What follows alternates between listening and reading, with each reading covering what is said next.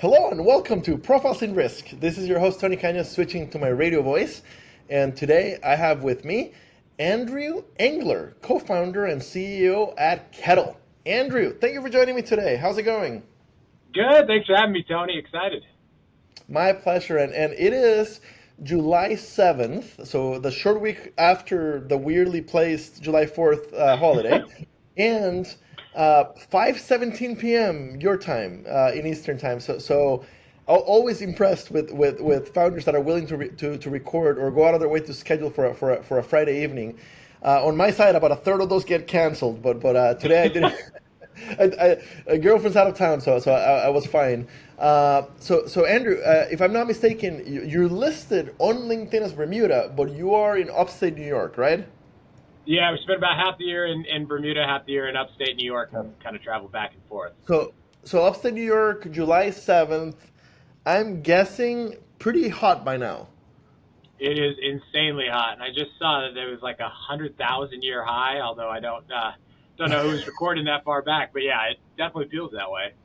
Okay, fun. Cool. Definitely very curious about the Bermuda piece, so definitely want to hear about that. But for the sake of brevity, since we already chatted for a little bit before we started recording, we always give the guest the chance of giving the elevator pitch. What is Kettle? Yeah, so Kettle, hence the name, is a different kettle of fish, and is a bit different than what you'd see out there. Really, what our overarching mission and what we do is we're trying to bring coverage and become the biggest safety net to the world against climate change. And the optimal way to do that is really through insurance and reinsurance, and allowing people to recover once a bad event happens. Okay, that's a very succinct answer to an incredibly difficult problem, right? Uh, and I believe you're the first guest ever to mention both primary insurance and reinsurance kind of in the same sentence in your elevator pitch. Just about every other insurtech usually focused on primary. A few of them focused on reinsurance like software. But you're the first one that talks about insurance and reinsurance. Okay, so are you an MGA? Are you a carrier? Are you a reinsurer? What are you guys? How are you trying to accomplish this awesome mission?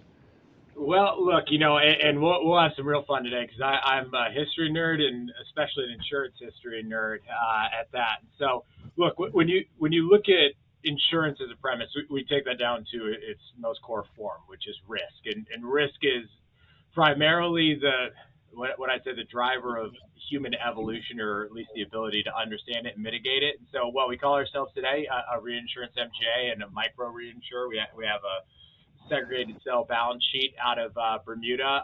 We do offer, insurance products on behalf of other people all the way up to reinsurance products. And so it's really about looking at the entire ecosystem and the risk transfer, and having an optimal risk transfer, no matter what vehicle you kind of call yourself in between. We look at it. Mm, Okay, okay. So basically, solving, protecting climate change risks through whatever method makes the most sense for your risk.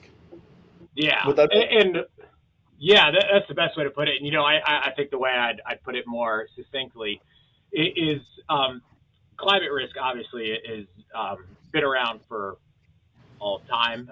What we've seen is an increase in the frequency and severity of what used to be traditionally non-peak events, so wildfires, severe convective storms.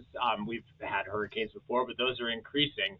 The issue is traditionally, in the marketplace, you have your regular insurance companies, your Allstates, your State Farms. They cover your house for, the attritional losses, your water heaters blowing up, someone smoking in bed and lighting on fire, theft. And then reinsurers, historically, it's about a 600-year-old industry in itself. And sorry, I'm sure all this part, but again, a nerd out on all segments of it. Love it. Reinsurer's job was really to take that catastrophic risk off of the insurance company's balance sheet. So they covered everything that was infrequent and very severe, which, as you can imagine, that tends to be wildfires, hurricanes, earthquakes, and long tail events, as we call them. That industry and that kind of function starts to break down when the frequency of those events rises and the severity of events rises. And that's why I kind of give that gray area that we play in between, because the industry, as we've seen it operate over the past 600 years, is dramatically changing at this moment. And that's really due a lot to the climate and events changing, but also anthropogenic features like people living in areas that they have never lived before, or building structures at scale in areas that haven't been done before. Okay. So I've never worked in RE, but I understand enough about RE to be dangerous. Uh, when I started in insurance, now like 13, 14 years ago, I started in claims, did a little bit of claims, then I went to underwriting. And I remember very clearly in underwriting at a very major carrier, a very major U.S. carrier, not a lot of international operation, but a very major U.S. carrier, uh, in company meetings, kind of hearing this. So we've had uh, six of the worst catastrophe loss years we've had in the last 50 years, in the last 10. Yeah. But we're sure that this is not a trend, right? And so the elephant in the room on my side is the insurance industry is run by very conservative people, and conservative people in the U.S. Many of them, at least back in that day, were not believers in the science of climate change, of global warming, what we used to call it. So there was, I believe, and I was very entry level at this time, but I believe that a lot of those executives were under a lot of pressure to not talk about climate change. And so I remember raising my hand at several meetings as an entry level underwriter and being like, well, are we preparing just in case this is the new normal, right? Like, regardless of what's causing it, like, I just want to know that I'll have a job if this continues to happen, right? Because and what I was thinking myself is, everything I'm reading is that like, this is climate change, we're causing it, and we're not doing enough to stop it, and it's only going to get worse. I want to make sure that my paycheck is safe, right? The company's not going to go out of business 10 years from now because of not preparing properly. And the answer I used to get was, we're preparing just in case, right? And then fast forward, I don't know, 6 or 7 years from that, and I became a CPCU, became super active with the CPCU Society. A few years before COVID, maybe 2017 sounds about right. Maybe 2017, the CPCU Society actually had a speaker at the large conference from NASA. And I can't remember the woman's name, but essentially what I remember of her presentation is her being like, this is not how she put it. This is what I understood. You morons, this is real. This is not politics. This is science, and this is going to severely affect you and your companies. And since then, insurance companies have become a lot more active in making sure that they have this right. They're still doing stupid crap like underwriting dirty fuels, and investing in dirty fuels, which is like, in my opinion, or in my understanding, basically like the right hand trying to underwrite more carefully and reserve more carefully and model more carefully, while the left hand makes the whole thing worse, right? But hopefully I'm wrong in that. And I do think as a society, and as any insurance employees who are listening to this, encourage your companies to not do that, right? European carriers seem to be doing a lot better in backing away from that kind of investment. Anyway, I. Oh, sorry, I have another guess. No worries, no worries. Hello, Adi. Sorry about that. That's what happens when I forget to close the door. No problem at all. I love the post-COVID era in that pets, kids, etc. often join. I love it. Anyway, so I kind of got up on my soapbox, right? But help me understand it. So how are you guys helping the industry and the insureds, right? So the first people that come to mind are homeowners in coastal areas in Florida, right? Uh-huh. When that insurance market collapsed in the last 12 months, homeowners in wildfire prone areas in California, right? Yeah. Et cetera. How are you guys trying to improve this? So look, why we tackle this problem. One, there's something scary, terrible, and beautiful about any of these catastrophic events. And it's pretty much in their indiscriminatory nature that it affects humans. So, as much as I think it was politicized, and there are political sides to it, hurricanes don't really care if you're rich, poor, where you're living, what side of the fence you're falling on. They're going to blow, and same thing with wildfires. They're going to affect the lowest income place is the same as the high income place, as we see in Malibu. And so it kind of is a beautiful unifying event there. And what I say is, as human beings, you start getting very deep into human psychological behavior, especially in a group think of like how we look at black swan events, as they're called, or long tail events. And for every single time we're able to look at an event like this and go, yeah, there's a demonstrable increase in the wildfires that have happened, over the past 15 years, or just all catastrophic events. There's been a 3x increase.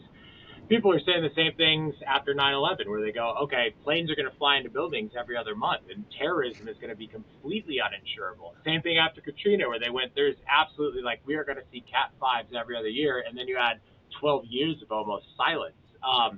And so what we find the best thing to do, like in approach forward, is one, generally all of insurance is based upon what the Bernoulli family created quite a long time ago, which is stochastic principles. So I'm going to say, all right, take wildfire, which is our primary focus. I'm going to say, how many times did a wildfire hit Los Angeles in the past 100 years? All right, it happened twice, so that's a 1 in 50 probability of happening. And if I can price for a 1 in 46, I'll make money over time.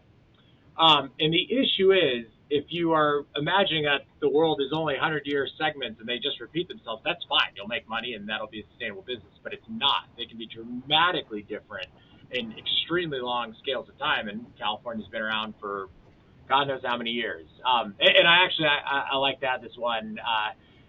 Most people are. Do you know what the single worst event in all of modern history, called past 500 years, of California was? I'm gonna the worst insured event or worst. Insured, worst catastrophic event you could possibly imagine, damage scale, obviously. So I really want to Yeah. say that the Northridge earthquake. It is a closer one, but it's actually the flood of 1862. And how many times have we heard about flooding in California? So it was such a bad event that 1/3 of all taxable land in California was destroyed at the time, and about 1/3 of all livestock. It was Wow. so incredibly, there was such a high level of precipitation dumped in such a short period that Leland Stanford, the mayor at the time, the guy they named the university after, had to go to his inauguration in a rowboat in the middle of San Francisco. So it gives you a great picture of how short our human time frames are. So when you look at like what we do at Kettle, it started by gathering and work with NASA, but we gathered 7 billion lines of geospatial data, everything from MODIS, LIDAR, Landsat, Sentinel, Veers, firms, everything you could pretty much imagine, and going, okay, let's gather as much environmental and scientific data as possible. And then there are far more advanced quantitative and mathematical tool sets, things like machine learning, deep learning, or just even more advanced Bayesian statistics that we can use to get a better understanding of the probability of future events happening, based off of either anthropogenic features, so things that humans are causing, whether it be power lines or it be people living in, brush zones, so there's a more likelihood of damage in a fire there, or it being climate-driven or environmentally driven events, so NDVI, vapor pressure deficit, soil moisture density, brush vegetation, things like that. And by gathering all that data, which was the bulk of the work at the beginning, organizing it and then downscaling it to 420,000 separate half square mile grids. And I'm focusing on California, but we actually just expanded into wind in Florida. But same strategy that we've utilized. It allows us to get a far more advanced, a far more hyper-specific temporal and spatial understanding of these very chaotic events. And gives us a really good idea on how these events act as like contagions. So what we do a really good job at is understanding You can have a guy smoking a cigarette in a brush patch. And if that brush patch is surrounded by a bunch of, concrete and parking structures, you're not going to get a wildfire. What you want to be able to do a good job of predicting at is when thousands of little, millions of little small things line up into the absolute worst scenario. So you have a hill that has high elevation with a bunch of brush on it, high tree canopy and understory. You have Santa Ana winds that blow through there, and you have, I don't know, maybe a smokers convention, a tobacco convention right there that happens every time of that year, and a bunch of power lines. And all of a sudden, that's how you get a 10,000 acre wildfire that becomes completely uncontrollable in a contagion event. But I've thrown a lot there. I'm going to shut up for a second. Yeah, and see if there's any questions on that part, or yeah. So the science of what you're doing sounds really cool. The applied science, let's put it that way. The technology on the website, which I'm looking at as we speak, looks really cool. Who's the buyer? Are you selling it to carriers? Are you selling it to other reinsurers? Are you selling it to brokers? Are you selling it to the end community that is getting protection? Who's the buyer? Yeah, so look, we have three separate products, but we have one that's really taken off. We have a primary insurance product for homeowners where we attach excess, the California PIR plan. It's a wildfire-only $10 million coverage. We have a reinsurance product that we write as a parametric reinsurance coverage on insurance companies. But the product, and to your point, so when we started this company 3 years ago, I'm native Californian, born and raised there 25 years. I'd been looking at this market since 2015 and had been talking with my co-founder, Nat, on it. And we both knew that the market was going to break down, that there was an insustainability in, one, the economics and the way that risk was being transferred there and priced. Now, that breakdown did not happen until really in full effect until what we've seen like this year. And so we've been growing, but we saw a 400% increase pretty much overnight in our growth. And that's been primarily in our commercial segment. So we've seen a huge take up of commercial parametric wildfire coverage and are expanding inside of a UNL policy, so a standard coverage policy. In wildfire. And that's really where I think the bulk of this stress is going to be. It's where you're going to see it in most markets is commercial and specifically, like a lot of habitational markets, things like that, apartment buildings and such. But that's really where our primary focus is today. Okay. And, so yeah. the parametric, the commercialized parametric wildfire product that's been growing like wildfire, pardon the... Yeah. Come on, I love a good dad joke. Okay, yeah. It's a pun that I would use for whatever. So in this case, it just fits a little too well. That's been growing like crazy. What is the oracle? And also, most parametric products are not indemnity, right? They're just okay. So yeah. Tell me more about that product. Yeah, so look, the parametric side of that product, and do you mean the Oracle, the smart team of PhDs, the 13 of them that are way smarter than me, or who's the trigger? So what's a trigger? Yeah, when do you pay me? When do you not pay me? So it is a very simplified product. You have a parcel, and there's a boundary around that parcel. If CAL FIRE designates an event, so the fire authority, and that perimeter of the wildfire and named event hits your parcel, payout. Done. And there's a multitude of other satellites you can use these days, but that's one of the exciting parts, I think, about where we're at today. You have a litany of satellites that have been up there 20 years, so Veers and Firms, Modus and Landsat, things like that have enough temporal history and enough resolution to have a very solid trigger about them. Okay. And how much coverage can I buy for a commercial lines policy? 10 million of coverage, and we're expanding those limits as we speak. Fantastic. I had one guest a while back, and pretty cool because they ended up becoming a recruiting client for me too. And I had a very easy time recruiting for them because not only and they're a flood parametric play, Yeah. but that came out of the Lloyd's lab. Not only is the device that measures the float pretty cool, but they can do like $1 billion limits. It's like the craziest thing I had ever heard. When he said, I was like, I think you, I heard B. Yeah. So 10 million and increasing that's good. That's very good. Is it distributed through the broker channel? Is it distributed direct to those businesses? How do you get to the final insured? Yeah, look, having spent the vast majority of my career at Allstate and Argo, and having seen the front end, we had a very strong thesis at the beginning that we were going to focus in an underwriting alpha in the core of insurance rather than distribution. So we currently distribute through wholesalers and retailers, but primarily wholesalers to access that E&S business, excess and surplus business. Okay, so wholesalers for the most part makes perfect sense for this product. Uh, how, how's the commission?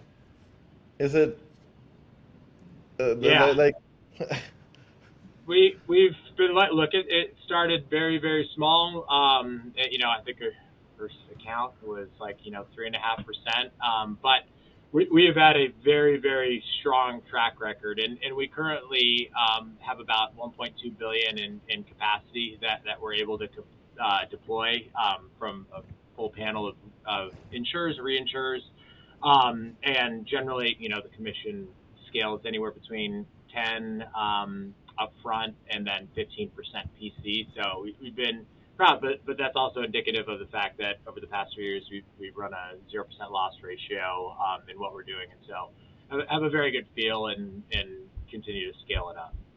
the loss ratio for this particular line of business is so interesting. I'll never forget the time that I spent at Scottsdale, and I wasn't there as an underwriter. I was there as a finance guy. Turns out I suck in finance, but I was there as a finance guy, and I will never forget one of my fellow finance professionals at Nationwide saying our California earthquake book has never had a loss, Yep, and I'm like, that's cat what? loss for you. Yeah, and they're like, yeah, we've been writing for 25 years. It's never had a loss. The day it has a loss, it's going to be gigantic. Did But it's never did had they a loss. quickly knock on wood after that? Because that's always that's how you know you're having dinner with the So insurer or my, reinsurer. my experience with Scottsdale, and I spend most of my time with the finance people, not with the underwriters. But my experience, they are very very confident that they're very very good at what they do. So we'll see after the big one, right? We'll see how right they were, because that's the thing with reinsurance. You don't know sometimes for decades. Uh, Yeah, and look, it's an important part of it, and great from your side of like the experience. The most important thing we can do is pay claims and pay it out. And again, in a catastrophic event, we're in a different world now. We're like, yeah, earthquakes generally aren't affected by climate, so you can't have a. That's what it used to look like. It used to be like every 25 years there's a Hurricane Andrew, and it's like, all right, then there wasn't. But now there's this weird level of like, oh yeah, you're gonna pay out claims, you're gonna pay out frequently. And I think it goes back to the point you were saying on, how are the markets reacting to it? Again, if you look at a lot of like the news and what we see in it, you'd imagine that 70% of the state is at wildfire risk in California or, Oregon, and like everything's going to burn down. When you actually look at the back of the envelope math, take 2017, 2018, you had 14,000 and 20,000 properties or structures burn out of 14 million. And I'm not making light of those people having their lives destroyed and a horrific circumstance. But when you see that, okay, we're trying to judge that 70% of the state is at risk, something's wrong with that view. And so it's important. That's where insurance is. It's all in that gray area of being able to understand where's it going to happen and where's it not going to happen.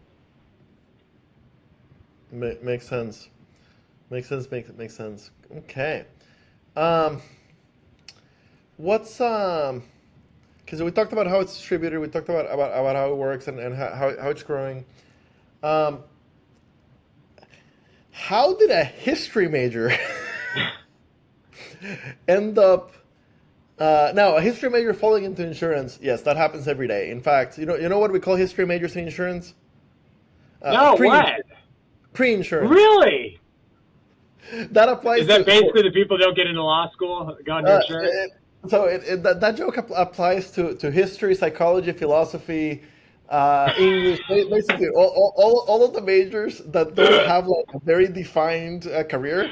We have so many of them in insurance, and it makes us so much better for it because you guys do bring Absolutely. this interesting way to looking at the world compared to the business majors, right? And the actuaries, for God's sake. Okay, so how did so for you falling into insurance, I get, but I'd love to hear the story from falling into insurance to ending up being a co-founder at two different insurtechs, one of which you're running, one of which you're the chairman. Yeah, so look, the technological side just starts like any kid on that. Basically was a closet hacker as a kid. I liked making video games and breaking computers, and then trying to fix it for my dad. Looked at it, and then yeah, came out of college with a history degree. I thought, all right, I probably want to go to law school or something with that, but I got to make money first to pay for it. And so, yeah, a job that I had an uncle who had worked at Allstate. And he said, hey, you should try and, apply at one of the agencies there. And so, yeah, met this crazy guy named Bobby Feldman who had a little agency at the time and got in there. And it was just like being a duck in water. Yeah, ended up growing into the second largest agency in California over pretty quick period. And that was really just understanding that it was a wildly inefficient and very untechnological business at that time. And so, if you look at and even today still, the standard way that you acquire customers in a brokerage or agency, you're buying like leads lists and stuff like that. And, we looked at it at a far more quantitative measure and saying, okay, like statistically, what is our best client? What's our best close rate? Like, where can we find asymmetric benefit out of, going to a single place and getting 1,000 quotes at once? And so, yeah, and that led me into the commercial side of it. Actually, what really took off that agency was an incredible group of people, but also, yeah, we realized at the time if you go to plumbing supply houses, especially with free food, and Bobby's a phenomenal cook and he has a huge smoker. If we were to cook free food, barbecue at these plumbing supply houses at like 7 a.m., we would get more quotes than we know what to do with. And yeah, if most people don't realize, like if you're a contractor, like a plumber or electrician, and my dad owned a plumbing and heating and electrical company for 25 years, and so I got to give him credit for that one. But basically, these guys just go to a plumbing supply house. When they go to your house, they say, "Oh, your toilet's broken." They don't have that part in the back of their truck.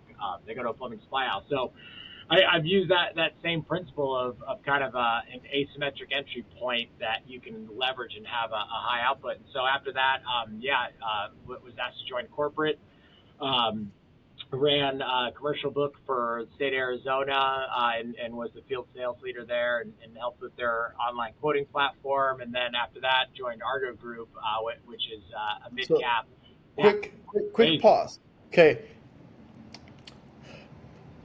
if we grabbed everybody that left Allstate in a 10-year period and went to State Farm or Yeah. Nationwide or right, like those are pretty normal moves.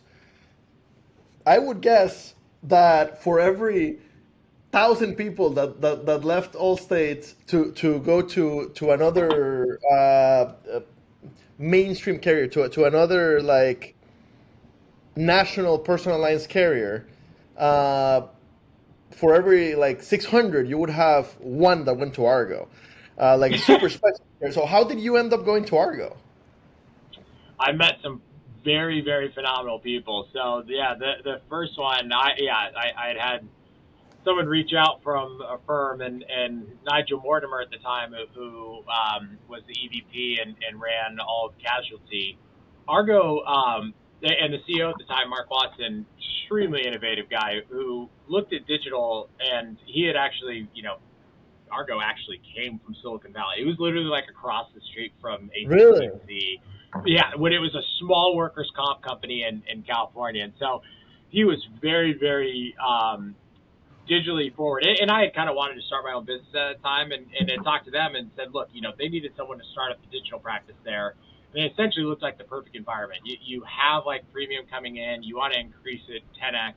You have the resources and tools and a brand image there, and you also have an executive leadership team that one is brilliant at what they do, but also extremely pro risk and taking risk on. And so, yeah, they very much sold me on it, and you can see today I still work with many people that I worked with at Argo, from Nigel, who's our chairman here and president and CFO, and multiple other people. Son, our CTO, was quad engineer there. But yeah, it was a very great environment to kind of take like the big, Allstate, which is incredible learning experience there, but can move a bit slower and go, all right, let's take off the training wheels. Let's go as fast as possible and see what we can do. Quick timeout. Give me a second. As you Yeah. might have noticed, with the changing light situation outside, my camera is focusing on the wall and it's driving me crazy. Let me turn the light Yeah, on. no worries. Okay, so the effect of that is I'm gonna be yellow. I'm gonna have to work with the white balance later, but I'll be in focus because it was. Oh, there we go. Hold on, it keeps doing something weird. I am still here. I'll cut this part out when I edit, but it was literally just driving me off the wall. Okay, hold on. Okay, There we go. Now we got it back. Yeah, wall blurred, Tony. I use a beautiful 50 millimeter 1.4, but like the focus is like an inch. If you're outside of that inch, you're blurry. Okay. Yeah, for Perfect. sure.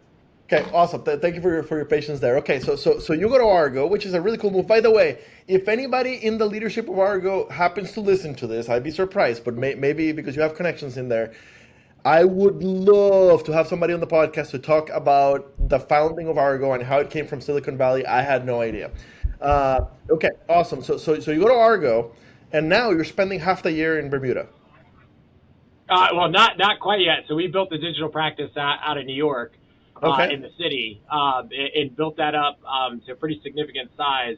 And the latter 3 years while I was at Argo, we had actually acquired a mid-cap reinsurer called Ariel Re. And Mark had asked at the time, he said, can you understand, how we can get better ROE and increase the success out of an industry that was starting to look like, there was stress on it. And so that's when I, had the choice. Do you want to move out to Bermuda? That's not a hard decision to make. But going out there, it was very much, getting to sit directly inside of the war room and see how much things were about to change inside of the industry, just from a pure risk perspective and what was driving these events. That is fantastic. And so you go to Argo, and how do you end up jumping from Argo in the same year? So this is how I'm imagining it. The pandemic happens, and something just kind of like you start short circuiting, and next thing you know, you leave your beautiful job at Argo to start not one but two insurtechs in 2020. Well, I didn't start Airlast back then, but yeah, so it's far more insane than that, like most things in life.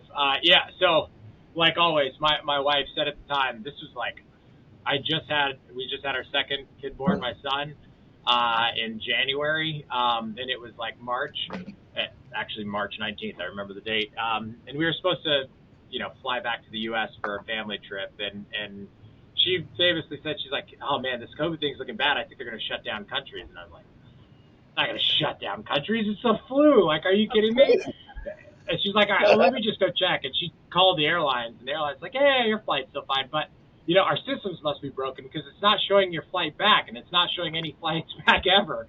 So we went like, oh my God. So we basically sold everything we owned, gave away the rest of it, like, in 48 hours, packed 26 hockey bags, and flew back here. And yeah, and that was like right in the middle of it. And famously at the time, we'd actually, so in December, and Argo had known at the time I was really interested in like kind of starting this, is really starting to get traction. We had gotten all the way to the last round of Y Combinator, went out there for the interview, and the product was a bit different at the time. It was evacuation insurance, parametric evacuation insurance. And we got to the final round, and we didn't end up making it. So we did the 10-minute interview. That's crazy. Didn't end up making it, but we both decided, like, all right, we want to jump on this. And then COVID happened. And I love my co-founder, Nat, and Son and Nigel. But Nat particularly, he's coming from the tech side, and he said, oh, my God, this is going to be the worst thing that ever happened. We're never going to start a company. And my response to it was, we could not have asked for better timing in COVID. Now, that might just be because I'm an insane optimist and I try and find something. But the truth is, whenever there's really bad catastrophic events like a COVID, like a volcano or a hurricane or terrorism event, it causes a hardening in the insurance market. So it is this completely counter-cyclical business that when things go really bad, all of a sudden insurance is like, oh, that's kind of the place you want to be because the market just explodes. Now, there's tons of losses coming out, all that bad stuff, but that's what you want if you're a disruptor. You go, everything's about to be disrupted. Like, this is perfect. And so, yeah, we found ourselves right in the middle of a pretty insane period. It was gnarly, yeah. But, yeah, it ended up being good timing, I guess. Okay. What is Airlast? Yeah, so Airlast, I generally, obviously, I'm kind of the guy who generally gets multiple people a month going like, hey, I got a great insurance idea, and normally I always respond to it. I love to like help people out, but generally I'm like, that's probably a little bit more on like just like a crypto play, and I don't know how that's insurance. But I had a buddy who lives in Atlanta, and he's a commercial real estate broker, and he said, hey, can you write me an insurance policy on HVAC systems? I am losing 5 deals a week because people can't. Essentially, the way HVACs work in a commercial space is if you're the tenant and you rent, a retail space in a strip mall, you automatically take over responsibility for repairs and replacement of the HVAC system, the heating and air, which that used to not be a problem. They used to last 25 years. But as you know, having lived in Atlanta, the summers have gotten way hotter and the winters have gotten way colder. And so now all of a sudden these systems are failing at like 13 years. And so, yeah, he brought me the idea. I said, look, Charlie, someone's got to do this. We focus on cat risk. And I said, look, I'll help you kind of get along. I'll find you someone. And I looked online and I was like, my God, no one does just simple end-to-end life warranty and servicing for HVAC systems because it's a huge liability. And so, yeah, that one it took off on its own. And yeah, Charlie runs it now. And I'm lucky to get to help him out on it. But, yeah, that one's been growing too. Okay. Risk is everywhere. That's this. That's the one beautiful thing I'll tell everyone about insurance. You can find you can find mines, you can find submarine insurance, you can find firework factory insurance, health insurance. It is a fascinating industry, and yet we have this reputation of being boring. Like, it kills me. But I will always remember one of the coolest things I learned going through the nationwide financial leadership rotation program. One of the people that they had speak to us, he was this very awkward actuary type. I don't remember his name. I don't remember if he's an actuary or not. But anyway, one of my very, very smart cohort mates, so there's 10 of us per year. So basically, you have 9 like brilliant finance, recent MBA grads, and Tony, who somehow talked his way into it when he can't do math. I'm a really good salesperson. And one of my very smart cohort mates, by the way, 2 or 3 of them have gone on to be successful insurtech founders. Just from the 2 classes that I got to meet, the class ahead of me and mine. Anyway, one of them asks, what if self-driving cars? This was like 2012, 2013. What if self-driving cars really take off? Should I worry about the fact that a big part of Nationwide's business is auto insurance? And this guy, I wish I remember his name. If you're listening, message me. Let me know that this was you. I'd love to catch up. But this guy responds, the key skill set we have is not the insuring of cars or homes or farms or businesses. The key skill set we have is the management of risk. As long as there is risk, we'll always be fine. And so true. So true. And that's why the risk management skill set is so fantastic, because there will always be risk. As much as the industry is changing with innovators like yourself, We're just learning to do things better, but there will always be risk. This has been a really fun conversation. Go ahead. Actually, I gotta throw a book in there, which Go you ahead. might be one of the few. Have you read Against the Gods Oh by yes, yes, Bernstein? yes, yes. So Of yeah, course. anyone who is even remotely interested in insurance, it's the history of risk. And like I said at the beginning, risk drives all of human evolution. Whether it's our ability to co-locate crops, whether it's putting walls around cities, that is purely what drives human expansion. When this podcast started, and this podcast was not my idea. It was my very good friend Nick Lamparelli's idea. Lamparelli was a catastrophe modeler, and he went on to be a co-founder at two insurtechs, Rethought Insurance and Green Risk Solutions.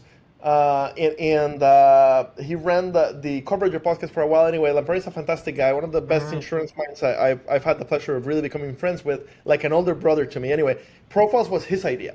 And he ran it for the first like 150 episodes. I was a guest on the first like 15, and then he started doing interviews. After 150, he handed it back to me, and I just inherited the largest podcast in InsurTech.